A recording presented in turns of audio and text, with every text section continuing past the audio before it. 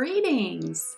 It's me, Miss Branscombe, the librarian at Drew Middle School, and today I wanted to share with you a fantastic book to finish up your yearning and wanting to hear more about the Middle Ages. Here we have the Canterbury Tales by Geoffrey Chaucer. Geoffrey Chaucer was born in England, and he experienced life as a page and then also went around and did deeds and errands for the king. In his adventures, he met many types of people along the way, which inspired him to write the first book that was written in English, or in this case, Middle English. And for Geoffrey Chaucer, he created a very interesting way to tell the tales. Now, in the prologue, or the setting up of the story, it kind of sets the scene for all of the tales and kind of why there are separate little stories all in the Canterbury Tales. So it starts off with Geoffrey, who is on his way to Tabard Inn. It is a local inn where, kind of like a hotel, where people will go and stay. They can get a meal.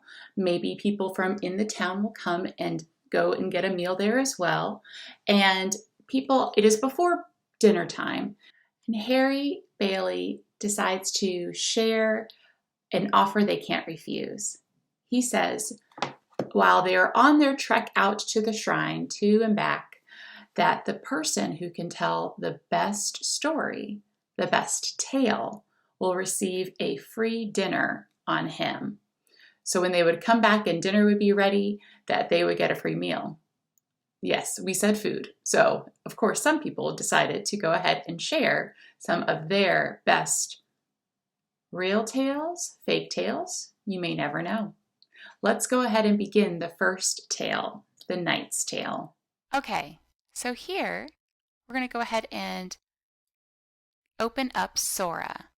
I have checked out the Canterbury Tales, and from here, once you are linked, if you log in and go to your waffle to get to Sora, you then have access to all of the books, the ebooks and audiobooks. I already have the book checked out, but just a quick reminder that we have all of our new titles that are listed here. So when I go to open up the book itself, we have the Canterbury Tales. And I already mentioned the prologue, which is kind of setting the scene. And we're going to read the first tale today, The Knight's Tale. All right, chivalry and rivalry. Below the smoking walls of Thebes, 2,000 men grappled, sword to sword and hand to hand. The battle between the forces of King Creon and the troops of Duke Theseus was long, fierce, and bloody. And when it was over, when Creon's army had been put to fight, the ground was carpeted with fallen soldiers, fallen knights. Many died. Athenian soldiers searching the battlefield for their own wounded companions found 2 young knights lying side by side. But as they stepped across the 2 bodies, one stirred, groaned, and opened his eyes. "Arcite, cousin, where are you?" he whispered. His companion was not dead either. Both were carried as prisoners to the tent of Duke Theseus. "Take them to Athens and lock them in the prison tower of my palace," said the Duke. Despite the cold stones and hard floor of their tower-top prison, both Arcite and his cousin Palamon gradually recovered from their wounds. Their devoted friendship made the passing days, weeks, and months bearable, though both grew dreadfully bored. The narrow arrow slit, which let in only a little sunlight they ever saw, overlooked the Duke's garden. Each day they would take it in turns to balance on a stool and gaze down at the flowers, and at the gardener pruning the rose trees. One day there was a new visitor to the garden. Palamon was balancing on the stool at the time, and his feet slipped and almost tipped it over. "Oh, Arcite!" he exclaimed. I never realized until this moment why I was born. Now I've seen her. She is the reason. Zeus, she can't be flesh and blood. She must be an angel. Come down, it's my turn for the stool, said Arcite, and he took Palamon's place. Down in the garden, Duke Theseus's young sister-in-law Emily had come to gather flowers in a wicker basket. She sang as she picked them, and the flowers seemed to turn up their faces towards her, and to faint at the touch of her hand. "Oh, lady, I'll wear your favor until the day I die," said Arcite breathlessly to himself. Man, he is just so smitten with her. Palamon pulled the stool away, and they both fell in a heap to the floor. "What? Are you making fun of me, Arcite? It's serious. I'm in love with her. You didn't even think she was a human. It's I who love her." "You, Judas? You cuckoo? Where are your vows of lifelong friendship now, the first chance you get? You stab me in the back. You viper, you thieving magpie." Okay, now they're just talking. They're talking back and forth. It's getting all sorts of jealousy. This indignified scene was interrupted by the gaoler bringing in their frugal meal of the day. "What's this, puppies?" he said, setting down the tray. "Is this cell getting too small for the two of you? Well, I've got news for whichever one of you is Sir Arcite. Sir Arcite has a friend in Athens, it would appear, and this friend has spoken to Duke Theseus and won your freedom. You can leave tomorrow." Arcite stared. Palamon got to his feet. "Cousin," he said, "in all our lives we have never been parted. Is there no message for me, gaoler? Has no one asked for my freedom?" "No, you stay, and you, Sir Arcite, must be out of this land by sunset tomorrow, or pain of death are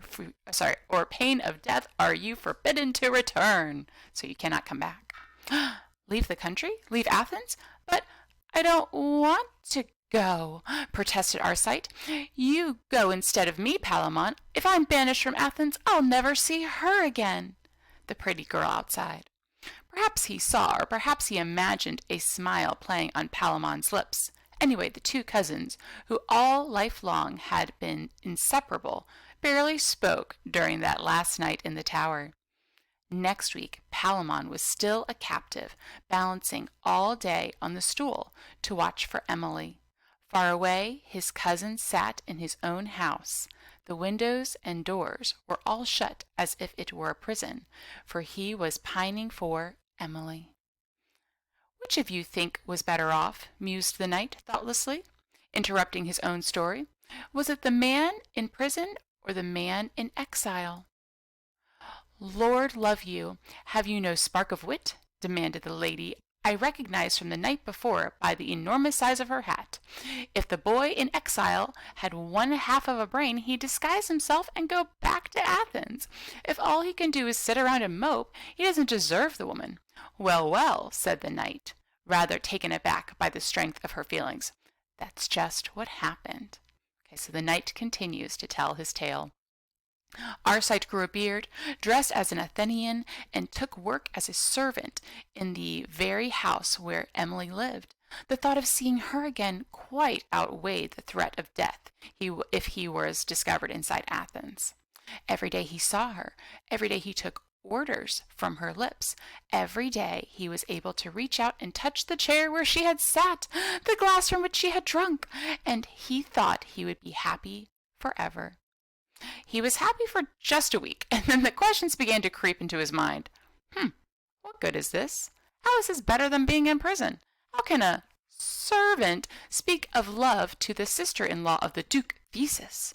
So he fell to brooding, to chewing his pillow at night and cursing the hour he was born. He made a mistake. Just 2 hours after the gaoler forgot to lock the door of the prison tower, Palamon found himself free, creeping through the Athenian woods, his heart in his mouth, his life in the balance. "Now's my only chance," he thought. "I'll find the Lady Emily and ravish her away to my own country." A rustling of leaves sent him bolting like a rabbit into the bole of a hollow tree. He squatted down low, despising his thumping heart and despising the fate of bringing an honorable knight to such a pass. The approaching footsteps halted beside the tree, and Palamon held his breath. Surely the Duke's men were not searching for him yet. Peeping through a knot-hole, he could see a man sitting dejectedly among the spreading roots, throwing pebbles at his own boots. "What's the use?" he was muttering. "I might as well be rotting in prison with Palamon." "You asp! You wolf in sheep's clothing!" Palamon flung himself out of the tree and grabbed Arcite by his beard. "What are you doing sneaking back here to prowl round my Emily? Don't you talk about my mistress and lady like that, you convict, you escaped prisoner." "I'm an honorable knight," Palamon maintained, despite the hammer blows Arcite was raining on his head, so he's trying to hit him. "Okay, I love Emily far more than you do." "Heart's blood. Death's too good for you, you traitor to all things honorable. Goat, skunk, rat." They pranced grunting through the trees, their arms locked fast around one another. A wolfhound came barking around their legs excitedly. Then there was another and another and another, until the clearing was awash with dogs, and the mêlée burst a hunting party on horseback, and at the head Duke Theseus himself. "Part those men and bring them here. One of them is Emily's serving man. The other looks like one of Creon's men." "He is! He's an escaped convict!" Arcite shouted. "And he's Arcite, banished on pain of death," called Palamon. "You see, cousin, I can play as dirty as you." Theseus laughed in disbelief. "Is this the devoted twosome we took prisoner at Thebes? Bosom friends, never to be parted? In the name of all that's friendly, what's this quarrel about?" Arcite and Palamon wiped their muddy faces and rubbed their bruised eyes. Then both together they said, "Her!" Emily had come riding into the clearing on a white mare, or a white horse. She wore a blue mantle, and even the hounds fell back whimpering at the sight of her. Arcite sprang to one stirrup, Palamon to the other. "Lady, your eye has scorched me like the burning glass." She's so beautiful. "Emily, your name is a millstone crushing my heart. Sweetheart, if I were to live 200—" "Enough!" roared Theseus.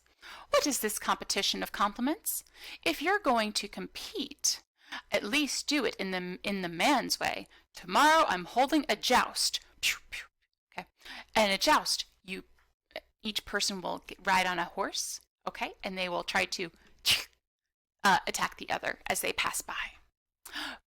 Both your lives are forfeit, but I shall spare the man who remains alive when the joust ends. Prepare yourselves, for tomorrow you fight in the lists." Not until sundown, when they were billeted in separate tents on the field of combat, did Palamon and Arcite stop quarreling. Outside Arcite's tent, an armorer was sharpening a sword with stone. It grated and screeched. A chill went through the night, but he called to mind Emily's radiant face and went happily to sleep. Outside Palamon's tent, a squire was sharpening his master's lance with a knife. The shavings fell on the canopy and made shadows like a swarm of spiders. A chill went through Palamon, but he thought of Emily and how pleased she would be by his chivalrous heroism. I can't speak. There we go. And he went to sleep contented. The joust was a circus of color. Knights caparisoned in mail, heraldic surcoats, and plumes fit for birds of paradise were blazed by blaring of trumpets whose scarlet oriflammes were embroidered with silvery beasts. Okay, they're wearing a lot of fancy stuff. Okay, blade by blade, the grass was turfed out in divots by the flying hoofs of horses. today would be hooves. All right. The pavilions flapped their Chinese kites. By midday, the ladies tripping back and forth to their seats had scarlet hems where their gowns had swept the field. In the hottest part of the day, Arcite and Palamon found themselves at opposite ends of the jousting fence. Palamon's lance weighed heavy in the crook of his arm after so many months in prison. The squires blew a shrill fanfare. The horses rattled the bits between their teeth and pranced towards one another. At the first path, both lances missed their mark, and the two cousins passed shoulder to shoulder, grimacing into one another's face. On the second pass, Palamon saw the point of Arcite's lance bearing squarely for his chest. He flung himself forward along the horse's neck, dropping his own lance, but the oncoming lance tip tore through the back of his tunic, caught in his belt, and lifted him out of the saddle, pitching him to the ground. Arcite's lance was dragged from his grip, and he turned at the head of the lists and came galloping back down the field, swinging his mace. Its iron spikes bruised the air with its whistling circle the mace had made as its chain stock. Palamon, his head uncovered, fell to his knees, but he knew he could not escape the swinging iron. In the grass his hands brushed the lance that had dragged him from his horse. His fingers closed around its haft, and he was lifting it to protect himself, when Arcite, stretching from his saddle to strike the mortal blow, rode straight on to its point. His face cleared of all expression. His horse rode from under him, and he stood for a moment with the lance planted in his chest. The mace dropped from his hand, and he spread his fingers across the red of his surcoat. "Cousin," he said, then fell dead on his back, the lance rising like a mast out of his hull. Palamon took off his gauntlets and crawled across the grass to Arcite's side. "Friend," he said, touching his cousin's cheek, "what have we done?" When the crowds were upon him, praising, congratulating, Duke Theseus was there, and Emily too, though Palamon could not recognize her at first. Among the other women, they were all quite pretty. Theseus began. "Arcite, my boy." "Palamon, I'm Palamon." "Oh, well, Palamon, my boy, let this be an end to all the quarreling. Your rival has died a glorious death in the name of chivalry, and you have fought bravely too. Take Emily's hand and forget every unhappiness. The wedding shall be tomorrow." Hanging back in the shadow of her brother-in-law, Emily said, "Do I have to? His hair's awfully thin already, and I don't like his mouth." She had a voice like the teeth of comb clicking. Her voice was like, "Nonsense, Emily. He is a very chivalrous knight, even if he is a foreigner, Emily. Arcite, my blessing on you both." "Palamon, I'm Palamon," said the chivalrous knight, while at his feet Arcite raised no argument whatsoever. The knight stopped speaking. The woman in the enormous hat, who I learned was a widow all the way from Bath, had been leaning out of her saddle to catch the knight's word. She was rather deaf, I think. She continued leaning towards him, waiting for more. "Well," she demanded in a huge West Country voice, "were they happy?" So this is back in the storytelling, okay? So we're back to everybody listening. The knight shook himself. "Yes, oh yes, they both lived happily ever after. Palamon woke to each day happier than the day before." The widow smiled and sat back into her saddle with a thump. "I don't know if he would, under the circumstances," I said. "Under these circumstances?" said the knight, waving a hand towards the listening pilgrims. "We had to have a happy ending. Now who's next?" "All the same," said a pebble-headed reeve, snarling, "it wasn't a whole heap of laughs, your story." The knight freely admitted, "I'm afraid I couldn't think of a funny story offhand." "Well, I can," said the reeve. We seemed to be about to hear his story, whether we liked it or not. Now picture it. This is the end of the Knight's Tale, where they live happily ever after, is what he basically says. And the villagers then begin, in the remainder of the chapter, to discuss, was it a good story? Was it funny? Now the knight says it didn't necessarily have to be funny, but the reeve is really trying to make sure that he is getting his chance to be able to tell his tale, which he thinks is the best tale. What do you think? Do you think that the knight entertained with these two male characters that were arguing and bickering, even though they've been like best friends their whole lives, and their lives end in an interesting way? Be sure to read and check out the rest of Chaucer's The Canterbury Tales. All right, you can read it on Sora, and you can also read it with your books that you have checked out for the school year. Thank you so much. Have a great day.